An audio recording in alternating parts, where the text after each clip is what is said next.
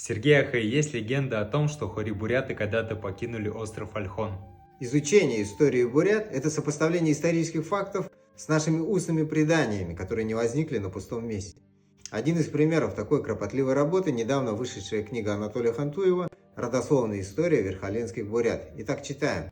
Весной 1675 года переводчик посольского приказа в своих путевых заметках писал: «На Байкале есть остров Ольхон, где в данное время никто не живет».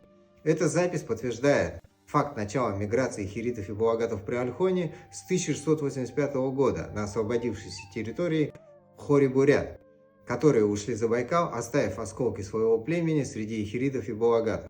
До этого времени при Ольхоне и Ольхон считались породными землями хори-бурят.